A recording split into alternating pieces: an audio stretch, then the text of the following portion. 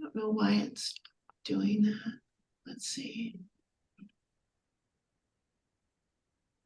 Okay, thank you, everybody. And yeah, Kelsey, as vice chair, if you want to take it away, you're welcome. Awesome. Well, hello everyone. Happy November. What? I know. No kidding. I feel like every month I'm like, how is it this month already? But it is. Well, hope everyone is staying as dry as possible. Um, all right, we will start off as usual with our welcome and introductions. We'll do this popcorn style. So once you go, pick on someone else to go, pick on, select someone else to go. Share your name, your pronouns if you would like to, your role on the commission if you have one, and if you know your ward, go ahead and share that. My name is Kelsey Murray. I use she, her pronouns. I am the vice chair of the commission, and I live in Ward 4. And I'm going to pick on Robert. Hello, my name is Robert Marshall. I am newly appointed to the Human Rights Commission. I can never remember what ward I live in. Yeah, I will pass it off to Lisa. Thanks, Robert. Hi, everyone. I'm Lisa Novak. My pronouns are she, her, and I live in Ward 3. I serve on the commission, and I will pass to Hope. Thank you, Lisa. My name is Hope. I'm a commissioner, and I live in Ward 4. I will pass it to Greg. Hello, I'm Gregory Azure, Greg for short, and I am a commissioner from Ward 7. And I'm going to pass it to, I think we got, everybody's that's on my screen is spoke already. So Kelsey, it's back to you. Well, let's swing over to Gretchen. Oh, thank you very much. Well, I can invite Kathy to say hi. Hi, everybody. Kathy Ostrom-Punchin. I'm a member of the Human Rights Commission. I live in South Salem. I'm sorry that I am late. We're glad you're here. Glad you're here. And then Jill, do you want to say hi real quick? Hi there. My name is Jill Hollingsworth. I'm a humane technologist and executive director of Humane Tech Talk. I'm here tonight to provide some public comments. Very good. And I'm Gretchen Bennett, staff liaison to the Human Rights Commission and she, her pronouns. Fantastic. Well, Jill, you kind of did a great segue to our next section. We'll start with public comment. So Jill, if you actually want to get us going. All right. Well, good evening, and thank you for letting me speak tonight. I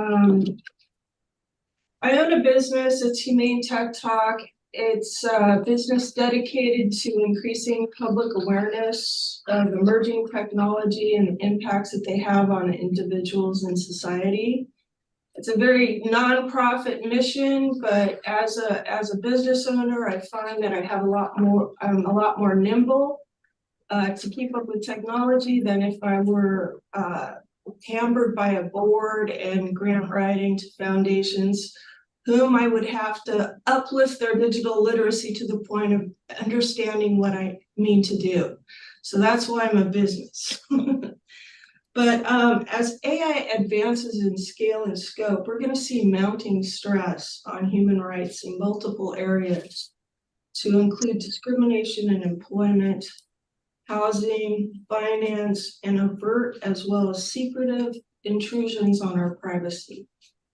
Proprietary misaligned algorithms that power AI are and will continue to make decisions on who gets a job, a loan, or housing. Humane technologists across the country are sounding an alarm because big tech and now smaller companies are moving faster than public awareness in digital literacy. We're trying to educate communities and help bring people up to speed on the threats we're facing, but even those of us who have been tracking this are alarmed at the speed at which these companies are moving. As Tristan Harris, president of the Center for Humane Technology, recently describes it, we're driving a car too fast for our eyes to track what's coming around the next corner. When he says we, he's referring to those of us who are tracking this. Given how slow government moves and the the incentives politicians have for maintaining the status quo, the public and governmental bodies, including federal and state legislatures, as well as human rights commissions, need to catch up and catch up fast. To put it bluntly, the public and governmental bodies are woefully unprepared for the future. Once caught up, it'll be plain to see that the accelerant of extremism, racism, misogyny, discrimination, political division, and other social problems come from tech companies deploying proprietary algorithms designed to engage and enrage those who interact with their platforms. I reviewed the executive order released by President Biden on Monday, and it's weak. Like his blueprint for an AI Bill of Rights, he proposes guidelines for employers to mitigate job discrimination, for example, and the issuance of reports. Regarding privacy, he calls on a dysfunctional Congress to pass bipartisan data privacy legislation, and he does not even approach regulating the private sector. This order will not protect us as it stands. Well-written, enforceable state legislation is a better way to go, but Oregon has not passed a single law, not a single law related to AI and how it protects human rights. Normally, there's a gap between theory and practice that provides space for critical inquiry and question whether a law or practice is consistent with the Constitution. Documents can be inspected and debated. Technology doesn't allow for this inspection. And big tech deploys tools so fast, there's no time to debate what's coming next. This leaves us in a submissive position and powerless to consider the practical effects. I invite you to invite me to help you understand what we're facing. I left my card with Gretchen, and I hope you invite me back for a more thorough presentation. Thank you. Thank you, Jill. That was very enlightening. I didn't know this was kind of a discussion happening in Salem, so I'm glad that you are here to bring attention to it, especially for me. Anyone have any questions or comments for Jill? Well, this is Lisa. This sounds like a real interesting topic. AI is moving very quickly. I'm using it, and I can see where organizations are, going full speed ahead. But yes, I see where this could be a concern. I'm thinking we're putting the cart before the horse, and we haven't thought about all the risks, human rights being one of them. So it's the first I've heard of this, and I'm interested. I jotted down your company's name. I'm interested in hearing more. So thank you for presenting tonight. Thank you, Lisa. Go ahead. Greg has a question. I'll watch it, Greg. I didn't raise my hand. I was looking for that little button there to raise my hand. Very interesting topic. As it was said, it's enlightening. What's your organization? What are the next steps? Have you engaged the city, the county, the state? Those entities that actually need to hear this too. We're a Human Rights Commission, and certainly we're alert to any discriminatory practices and those things that may oppress or marginalize anybody. So if you could give us a little more detail on what you have in the cooker right now, and maybe we can support any of those efforts that you're doing. Well, right now, my main focus is digital literacy. So my priority is educating the public about the threats that we're facing with AI. In particular, I focus on privacy, but I'm expanding my lineup to include AI in society, AI in mental health. I talk about AI in employment, it's broad. AI is going to affect every sector of our economy and way of life. So that one person can't possibly cover it all. But I do offer one presentation called The Humanity Gap, which provides a very succinct overview about where we're at right now in terms of privacy. I also, something that's near and dear to my heart are my cognitive liberty, and that will be threatened with AI. I really recommend the book, The Battle for Your Brain by Dr. Nita Farahany. She's a director of law and philosophy at Duke University. And she talks about, do you guys know who Tristan Harris is, first of all?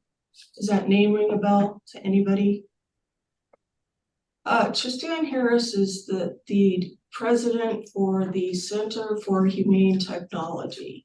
And he was instrumental in bringing The Social Dilemma to Netflix, which is a docudrama about the impact of social media on teens in particular, but reveals a lot of techniques that social media companies use to capsize our brains and prioritize things on our feed and on our social media platforms that enrage us, so that we pay more attention to it and escalate our feelings about things and divide us as a country. So if you're interested in this topic, first I would start with him.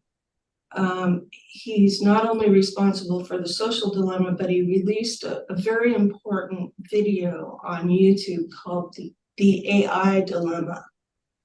And he talks about how AI, well, I don't really want to draw a distinction between social media and AI, because social media is using AI. But with the AI dilemma, he really goes into some very minute detail on how it's going to affect our society. But Dr. Farahany takes it a step farther with how AI is, for example, she talks about how companies like Coors are trying to incubate people's dreams when they dream at night. And there are all kinds of crazy things that these companies are doing to try to get at our most intimate information, which includes our very thoughts. And so in terms of humane technology, that is my worst fear. And again, that book is The Battle for Your Brain by Dr. Nita Farahany. Very, very strongly recommend it. Also, another important book right now is The Age of Surveillance Capitalism by Dr. Shoshana Zuboff. She's a professor emerita at the Harvard Business School, and she was a student of B.F. Skinner's in social psychology. And she talks about the some of the things that these social media companies do that mirror B.F. Skinner's work. And if you know anything about B.F. Skinner, his work was criticized because he wanted to take behavioralism outside of the academia and apply it to the broader world. And he would have been in heaven with Facebook. Because really what we're doing with Facebook, it's actually using operant conditioning with us as humans in our likes that triggers dopamine in our brain, comments, trying to see who paid attention to our comments, that keeps us on the platform, wanting more and more ego gratification. I could go on, but I think I'm gonna leave it there. Thank you for your response. That was very adequate. So it is pretty broad. I get the feel for that. Thank you so much for sharing today. All right. Well, thanks for letting me speak, and I hope to hear from you. Kathy, did you have something? No, actually kind of along the lines of what Greg asked. Okay.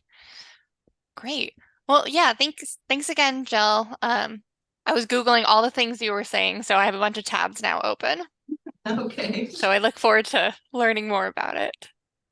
Yeah, if anything, I would recommend the AI dilemma. That won't take a lot of time, but it'll give you a good idea of what's happening and what humane technologies are trying to fight against. Thank you. Thank you. Really nice to meet you. All right. Gretchen, did we receive any other public comment? No, none received. Is this yours over here? Okay, I was wondering. I didn't want to. No additional public comment was received. Okay, awesome. We still don't have quorum. So we will skip the consent calendar. And then Lieutenant Aguilar is not here. So do you have any bias crime updates? Well, as luck would have it, since Lieutenant Aguilar isn't here to share, there were also no reports of neither incidents nor crimes. So it was a good month in that sense. Okay. And I also know she followed up with the Oregon Department of Justice, and they are still working on our Salem specific report. We haven't received it yet, but she did a follow-up with them. Okay, fantastic. That's good Yeah. to know. Let's see, any complaints or concerns of discrimination? I received one, Kelsey, and it related to a person who resides in an apartment complex, and the apartment complex was undergoing renovations, and she was experiencing some difficulty accessing accessible parking during the renovations. And so we were talking through like the parking that would still need to be available to her and to be able to access her unit, and trying to give some feedback to the construction and the apartment managers about the access. So. Okay, is that still like a work in progress, or? I think we're good right now. My understanding is that's been corrected, but I'm gonna do another follow-up and just kind of make sure that the improvement was a sustained improvement. Awesome. Well, good work on that, Gretchen. Thank you. Community events. Do we have any coming up? Oh, I feel bad. You're all gonna hear me too much tonight. I feel bad. I have an update on this topic.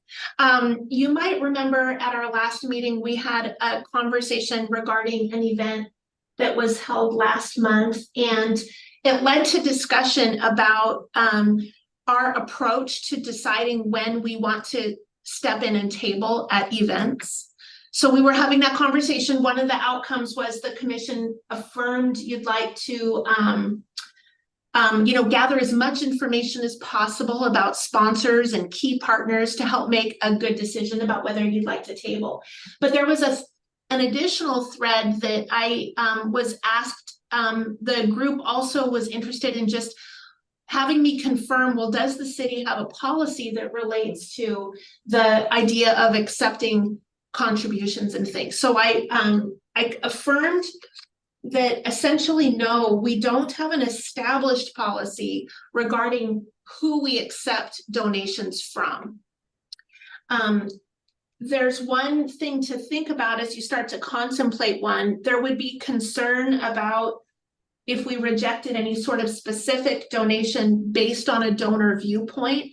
That could be a challenge with the First Amendment protection of freedom of speech and the relationships between donations and speech. So that would become quickly a topic of concern. The general issue might be appropriate. It may be possible to explore some policy guidance from City Council on if there are ways to do objective sideboards around the ability to align donations that are received with the city's adopted policies and values. And there's a lot there to think about, like, could you do it objectively and be able to assess that in a way that doesn't run afoul of First Amendment freedoms of speech? So, and then I guess I'll just leave you with, of course, so then you think about the Human Rights Commission and our space. We always take our direction and our role from the chapters 8 and 97 in the code, and we start thinking about our lens of human rights. And if we had ideas to suggest or contemplate in that space that relates maybe to the values around human rights. And then the last comment I wanted to make in this section is just, and we've been invited to another event. So to answer your first question, Kelsey, is there another event? The city is going to do the second annual Spanish Resource Fair. We did this last February, and so it's coming back. And the Human Rights Commission has been invited to table. So I wanted to bring that forward per your discussion last month about evaluating it. It's February 6th from 5 to 7 p.m. at Center 50 Plus. I tried to get some information about kind of who would be involved, and this event won't have a model for receiving sponsor donations because it's really a resource fair, so there's not a need to gather sponsors. The people who will table the majority will be different City of Salem departments and divisions and teams that deliver services as a way to help convey to our Spanish-speaking community. But they did welcome some outside services and resources last year. And so as the invitation goes out to table, we could see some people sign up, and they focus on organizations that do services to people. Like last year's examples were people who help people get into housing, or who help people start small businesses, or help with utility assistance, for example. So we could watch and see who signs up as it gets closer. But I wanted to also bring that invitation to your attention. And I'm sorry, that's a lot. Sorry to have so much. No need to apologize. Can you give me that time one more time? Absolutely, Kelsey. That is February 6th from 5 to 7 p.m. at Center 50 Plus. And I think it's simply called a Spanish Resource Fair. And so Hope, FYI, I don't remember if I sent it to you yet either, but that's another. You have not, but good. We will put that one on the books. Awesome. Was that an event that we did? There was an event that I think you and Joaquin and maybe Susan went to. Is that the one, or is it something? I remember being on my own at this one last year, but I could be remembering it wrong. I did show up with Human Rights Table last year, but Joaquin and Susan and I did. What did we do?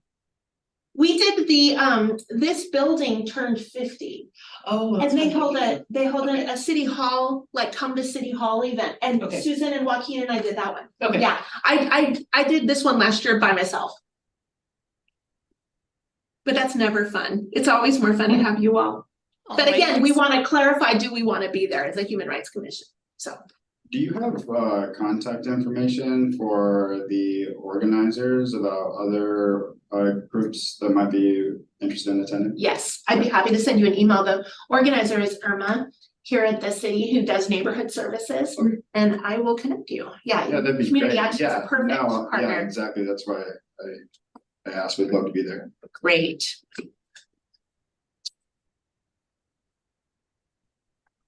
Awesome. Well, what do you folks think about, so we have the information, what about doing some like general, like individual independent research? So the next month we can kind of see how the board or how the commission generally feels about the event. And then if we would like to table, does that kind of go back to like what we talked about last meeting? Yeah, it sounds like a good idea. If Irma's the organizer here with the city, you said Irma's the organizer with the city of Salem. Yes. So then it sounds like the city of Salem's the organizer for the event. That's right? correct. Okay. And I'd imagine we wouldn't run into as many issues with events that are hosted by the city of Salem or organized by the city of Salem. I think, we kind of ran into that, problem in the past because it was, essentially like an outside organizer, right? Like it was like a third party group. But I would imagine there wouldn't be as much cause for concern for the city's Human Rights Commission to support a city sponsored and city sanctioned event. I will Good tell you, catch. Viva Salem was also organized by the city last month. Okay. Yeah. Okay. All right. However, to the point of the earlier part, we don't have a policy that permits excluding donations. Okay, So, okay, and you might remember what we had was a representative that offered to Yeah. be a sponsor. Yeah. And so you can't say, well, we want you, but not you. We didn't have a mechanism for that. it's all coming back. So. No, yeah, no problem. This event is. Terrible first start as a commissioner. Oh, I know. Oh, This not at event all. is different in that there's not a model for sponsorship donations. Yeah, okay. So it is different in the sense of it's intended to be a resource fair. So the invitees would be people who provide resources. Yeah, to so families. resources going out, but no money coming in Correct, to support it. correct. Okay. It sounds like there wouldn't really be any reason for concern about this type of an event. I mean, really, just based on how you described it. Yeah, I don't see any. Yeah. You know, we can continue to monitor and see who's signing up to Right. table or Yeah, I mean, I anything, think that's but kind of where we would end up is, what organizations are, Mhm. like what organizations are signing up to, dish out resources. I Right. mean, so, if those resources that are coming in are, resources that would, essentially go against what we stand for as a Human Rights Commission and would ought not to, but if all the resources seem above board and are designed to promote equity and inclusion amongst the Spanish speaking community, then Mhm. I wouldn't see why we would run into issues. But So are we wanting to either do independent research and then come back next month, or just say, yeah, let's go ahead and table and we'll like monitor it? What do I think folks we- think? I would say we go ahead and, say that we'll table it for now. I think, I think November's gonna be a little too early and everything like to, who all's showing up and, kind of those, triggers that might, dissuade us from wanting to continue forward. I think that we can go ahead and, say, yeah, we plan on supporting this event. And then, like the month before, like a month out, we'll have a better idea of who's going to be there in attendance. We can launch our independent research and then, give a final confirmation. So like, I'd say we could at least say that we're tentative for now. What do other folks think? I think I don't know what I would research until I know who else is gonna be there. And so I would need to hear back from Gretchen or from Irma about what other organizations will be there before I can really make any Yeah. sort of judgment about it. I think. Virtual folks, is that what you're thinking? Yeah, I'm kind of thinking that to continue to monitor it, keep it on our watch list, but maybe discuss it again in January when we have a better idea, or early December or January when we have an idea of who the attendees will be, the sponsors. Awesome. Well, that sounds good. We will plan on doing that then. Another question or comment that I would have on this, with this being, kind of a Spanish resource event, do we have any material that's in Spanish? And does anyone know if we have any Spanish speaking members like on the commission or that are, that do speak Spanish? One thing that, I've noticed in the past is, from other organizations that I've attended events with, is you attend these Spanish speaking events with, a bunch of people that don't speak Spanish or aren't representative of the community. And then you're not really building, those intentional relationships and those connections. And so as we look at tabling this event, we should look at, what the target audience is and, how can we build those relationships? And I guess that is for all events as we move forward too, is, as a Human Rights Commission, we want to make sure that when we're promoting what we do, that we're promoting everything with a focus on, the target demographic or the majority demographic of that event. So. Very good point. Okay. The materials I have seen when I have tabled events are Spanish and English, I believe. There's one stack of each. Mhm, I don't know if that's all of the materials, but mhm. I agree with you. We definitely provide whatever we have. It needs to be targeted to the audience. Yeah, that reminds me, the little addition I think that Kelsey built for us recently. I need to get that in Spanish. Kelsey built us a very small little card that's helpful, so I need to get that one going. But yeah, our base brochures and the simple handout that we have is Spanish and English too. Yeah, Are those materials on our website? Like, you'd think, but I'm not sure. marketing? It's been a long I don't time. think they.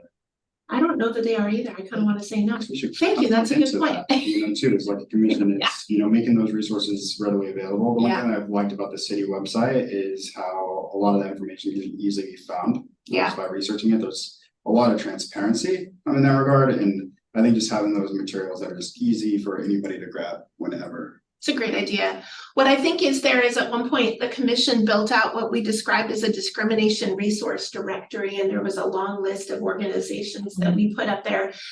LGBTQ Task Force did a list very recently of resources, but like the brochures that I think Kathy and I are picturing, I don't think those are up there. I've never seen them on the website. Yeah, I And I don't think remember. if they actually probably need to be reviewed for updates too, Yeah, because I they think probably some of the do. task force names have changed since then, and I think there was a couple other things that Yeah, probably should be updated. they should. If we're gonna do that. In fact, maybe I could just, I'll suggest to the task force chairs that become an agenda item at future task force meetings, because I think we have a kind of a brochure that relates to each of them. And so, yeah, good thinking.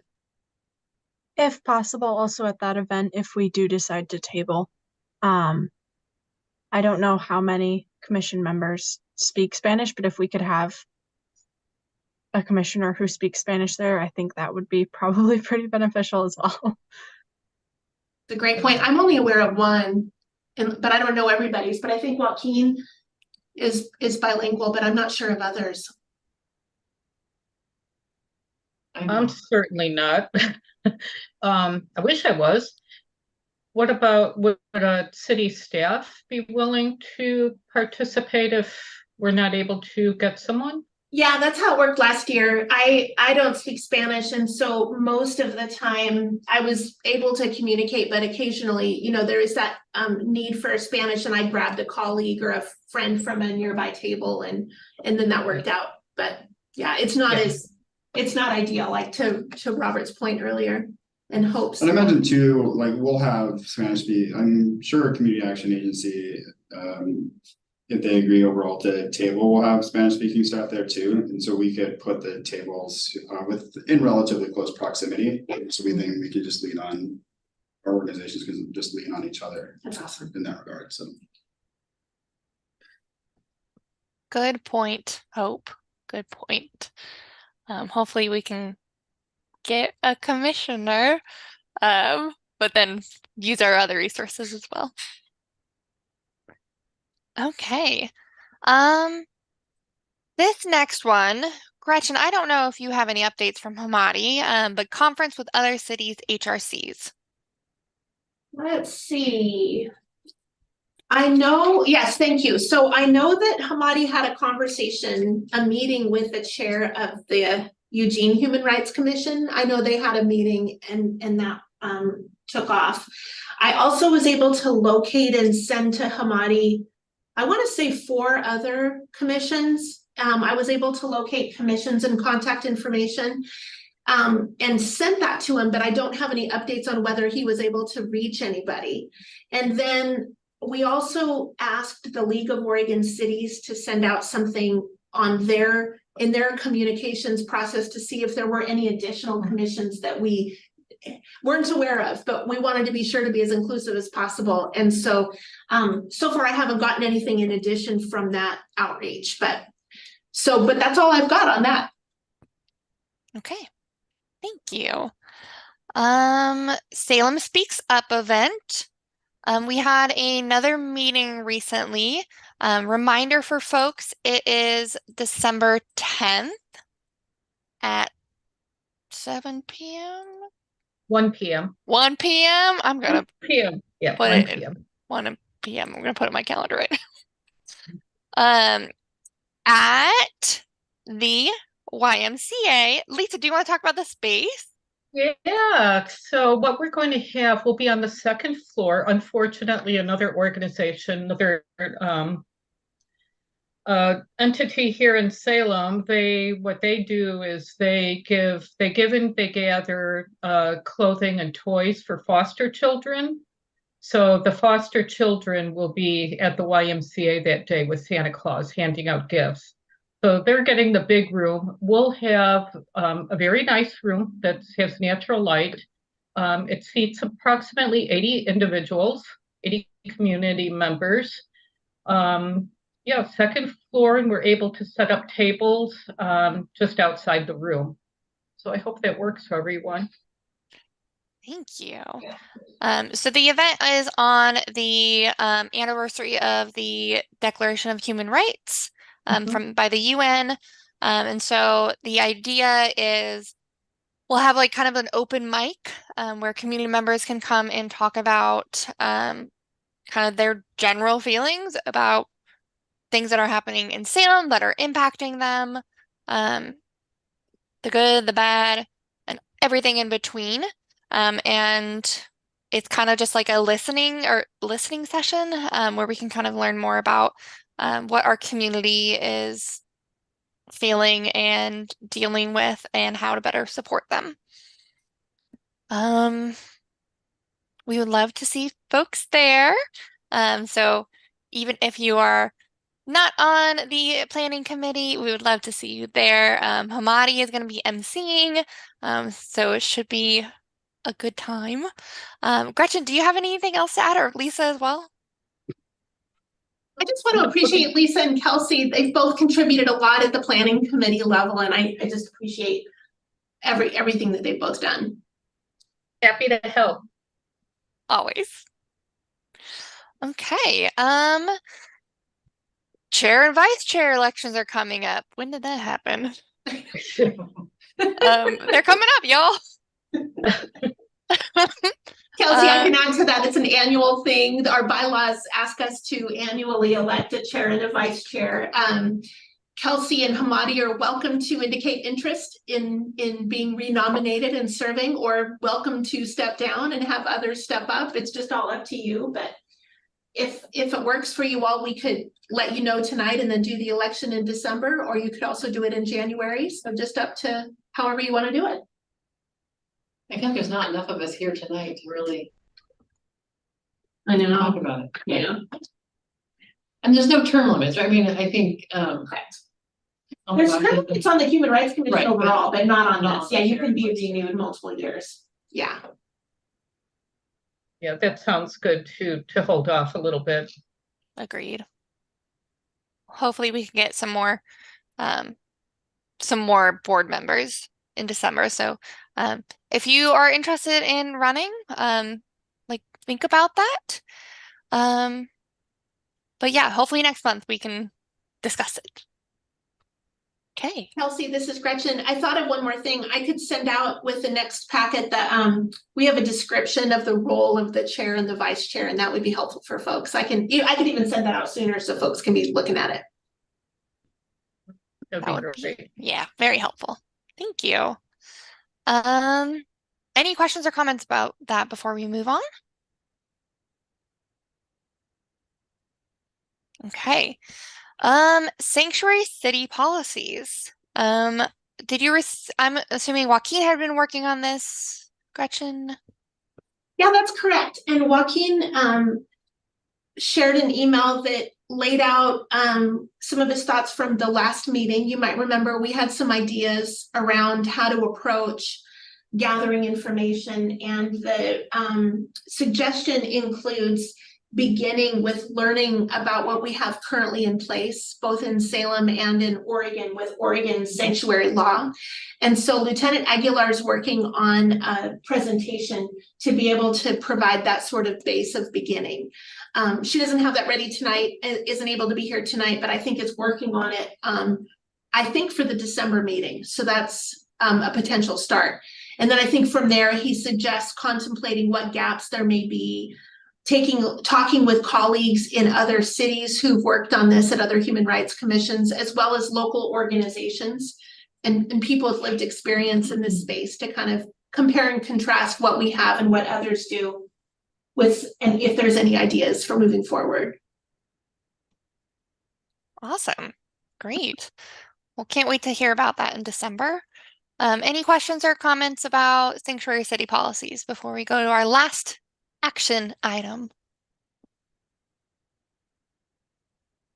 All right, seeing none. Gretchen, this is like the Gretchen show, and I love it. I know, I'm sorry. Great. That's never good. Reporting hate and bias, examining structures and options. Yeah, I can tee this one up too. I think here we want to think about how do we want to approach this objective? You might remember this jumped out for you all as part of the community belonging survey that the Community Engagement Task Force helped shepherd through, and just people expressing concern or discomfort with reporting hate and bias crimes. And so one idea to kind of copy the roadmap from Sanctuary is to begin maybe with, I could bring back a more focused presentation on what exactly is in place right now.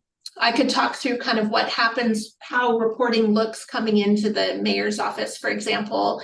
We could ask Lieutenant Aguilar to talk through what it's like reporting, what the options are for reporting into Salem Police Department. And we could invite somebody from the Department of Justice to talk about their bias hotline and what's in place right now. Like, what do you do for outreach? How do you create kind of that no wrong door experience so people can report? And then you could maybe kind of, copying the Sanctuary roadmap, like start to explore that with people maybe who have some lived experience reporting or hesitancy to report. So what's missing? What are you experiencing? What isn't there that you're needing? You could follow a path like that, or there may be other ways. So I think tonight is about trying to get our heads around maybe how to approach how we want to work on this topic. I like the idea of getting them education about what exists now. I think for myself, I'm gonna want to go back to the comments on the survey, the open-ended comments, for the people who reported they were not comfortable, to maybe understand more about why. If they provided a reason about why they were, just seeing that, might help the conversation too. Yeah. I think that's a great idea, Kathy.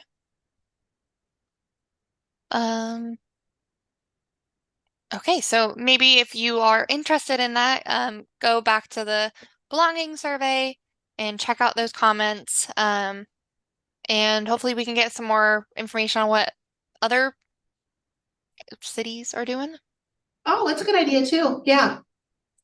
I think it'd be helpful to know what, and you already touched on this, what options are. I think the survey I think was focused on the Salem Police Department.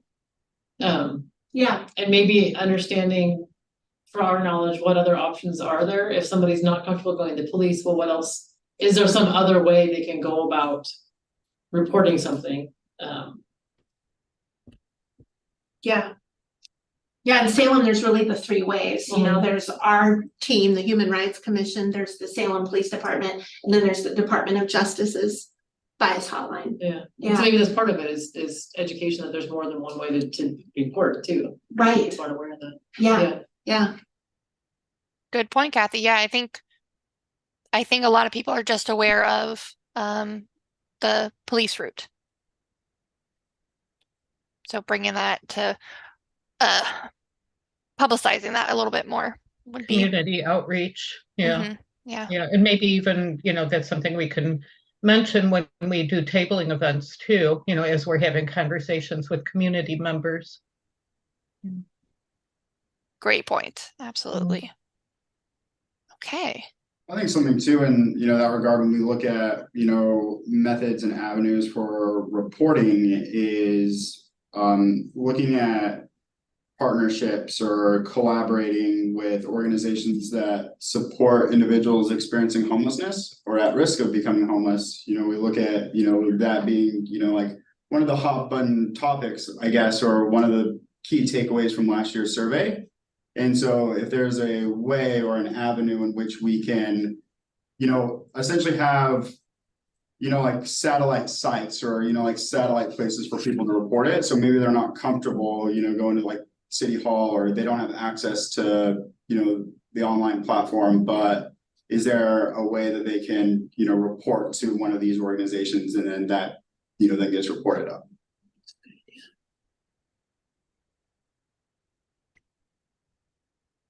I would also be happy to kind of help lead some of, like the discussion on that in some ways that, just given my experience working in, a day center type environment on the ways that we can, essentially partner and make the process more streamlined, but, encourage that reporting. So. Thank you. Yeah. Okay. There any action items that you need us to do, Gretchen, for that? I don't think so. I think I have a sense to maybe how to prepare what to bring back, and I can work with Robert offline on kind of lining out what that might look like. And yeah. Okay. Perfect. Anything else before we move on to our task force items? Okay. So Joaquin is not here. So is there an update from someone on the community engagement task force?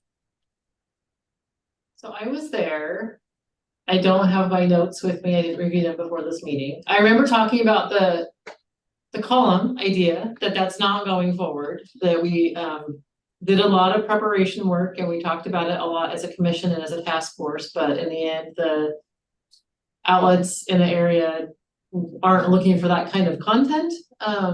So we talked about other ways to maybe get information out there, using our, the emails and updating or looking at the email distribution list, and are there some other organizations in the community that we can be working with? But I don't remember what else we talked about. Gretchen, do you recall? No, I think you're right. I think we also kind of finalized the draft survey and talked about partnerships with cultural organizations.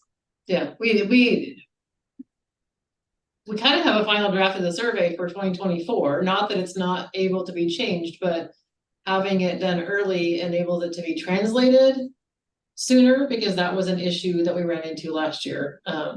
And so the sooner we can get the translations done, the better. And then if there are minor changes, it'll be easier to do closer to the survey time. So yeah.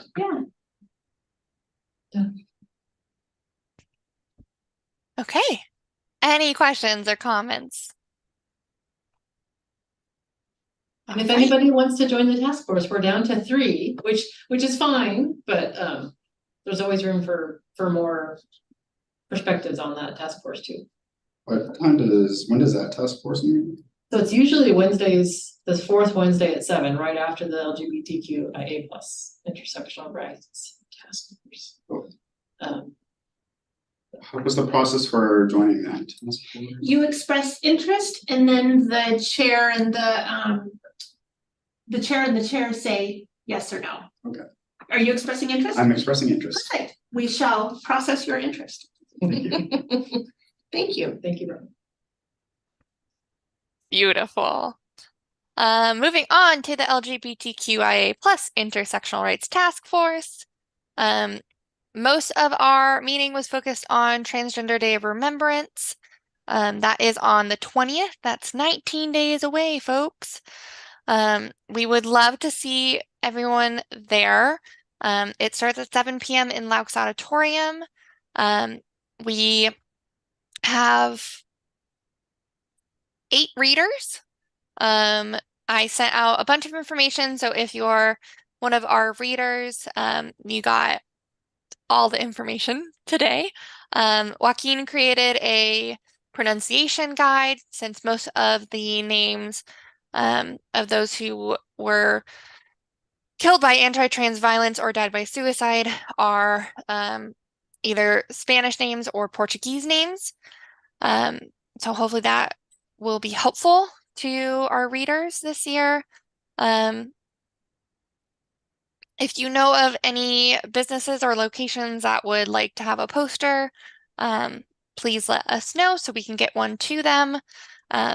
There should be a few around downtown, at downtown businesses. Gretchen, can I announce our speaker? Yes, you can. I'm just gonna say, Okay. I heard that we had a speaker. Yes, we have a speaker. Senator Deb Patterson is Joaquin is really awesome and asked her and she accepted. So super excited and grateful for her to be our speaker for the evening. That's great. I know. Yeah, Very excited. fantastic. Yes. Yeah. So looking forward to having her there. And I think, yeah, we would love for everyone to come. If you're unable to make it, you can also watch the either live stream or watch it afterwards. Yeah, Gretchen, was there anything else? No, I think that's great. That's perfect. Thank you. Mhm. Yeah. Yeah. Okay. Questions or comments? Okay. Equity ask and staff updates. Back to you, Gretchen. Thank you. I've got a few. First, for those of you who missed this announcement at the beginning, I did want to let you know Robert's been officially appointed to serve on the Human Rights Commission. So we're excited to welcome Robert as a commissioner. Yeah. Quick personal note, I'm gonna go out for some arthroscopic knee surgery on November 28th, but I expect to be back by the next week, so it shouldn't be too much of an impact, but just wanted to make you all aware of that. We held a work session on the city's budget on October 25th. As you know, that remains a really active conversation at the city, taking a look at budget and revenue options and potential cuts into this fiscal year. And so we'll see how all that goes, but we held a work session and we'll see more conversations forthcoming in the next couple of months. And then I thought I'd also mention the U of O Sustainable City Year program is underway, and I see several intersections to the Equity Asks document that the commission produced a few years ago that identified some asks around equity to the city of Salem. So fast forward to today, there's something with the University of Oregon. They do a sustainable city project where essentially you can identify a collection of projects, and that gets paired with professors and classes at the U of O. And so they'll grab a topic and work it for a while. And so we'll get the benefit of the thinking of U of O on a variety of topics. And so, like, for example, one of them is developing an equity framework for the city operations fee. One of them is what they call the next wave of volunteerism and civic engagement, which will have there were some pieces about how do you get people involved in our document. And so I saw some connections there. Around access, there's something about a walkability and corridor assessment, which is going to include an equity and a demographic analysis. There's also something about bikes. There's something called spatial justice case studies for parks, which talks about how to consider equity when allocating parks funding. And there's something on age-friendly communities, looking at how do you build communities for people. They listed it as age 60 and up, and what does that mean and look like? So there's a bunch of things there, and I can send you out a link to the news release about it if you're interested. They kind of put together a slide deck that has a slide for each of the projects, and I just mentioned a few of them that I thought related. So I thought I'd let you know that all of that is underway. But that's what I brought for today. Okay, that's awesome. Any questions or comments? All right. Hope, Commissioner Strayer, community calendar. All right, so we have a couple events, two of which have already been mentioned, but I'll go over them briefly again. But first, November 4th, from 4:30 to 8:30, Indus Diwali is holding their Festival of Lights at Blanchette Catholic School. The locations in the community calendar that you got sent. There's going to be music, dancing, dinner, and other cultural activities, and free parking. So yay. And then there's a link in the calendar as well. And then November 20th, sorry. We are, holding the Transgender Day of Remembrance event at the Salem Public Library's Laux Auditorium. And that's going to be sad and good and great and all the things. And then December 10th, we have Salem Speaks Up at, we now have a location, and I will send Gretchen the new community calendar with, information, because now it's at the YMCA and at 1 p.m., which we now know, which is great. And it's going to be a gathering for members of the public to express views related to human rights issues. Yeah, that's all we have right now. Then possibly we have our event on February 26th, maybe, but that will be added if we decide to do that. Yeah. Awesome. Thank you so much, Hope. Really appreciate that. It's always very helpful to have that in one place. Any questions or comments? Actually, if you guys don't mind, I've got a question for you. I'm remembering, like you said, Kelsey, it's November.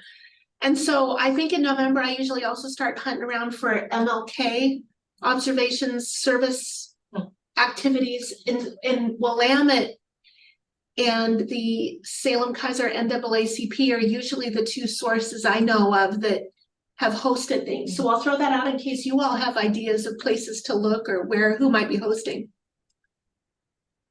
That would be great. Yeah. Yeah, I'll check my usual haunts and send you whatever I find. But if you all are aware of other things, usually there's activities in January that we can add to. Yeah. Awesome. Thank you. Yeah. Awesome. Okay. Last thing is member remarks and announcements.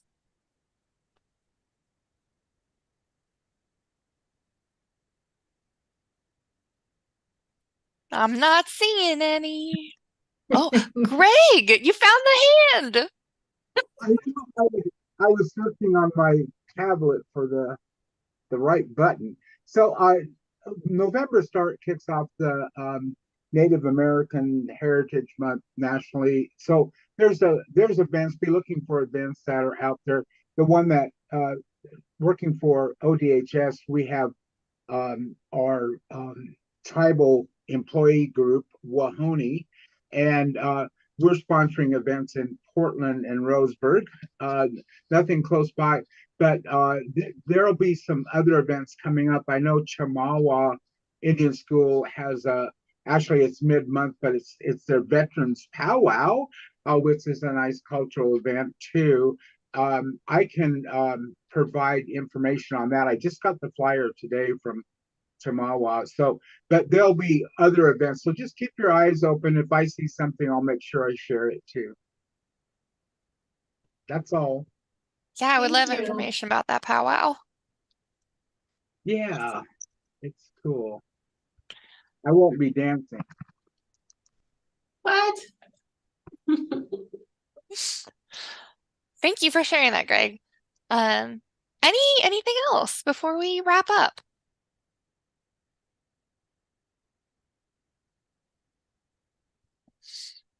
Okay. All right. I so appreciate each and every one of you. These meetings are always a joy. I appreciate the work that you all are doing, both in and out of the commission. And I hope everyone is doing well. So have a lovely evening and stay warm.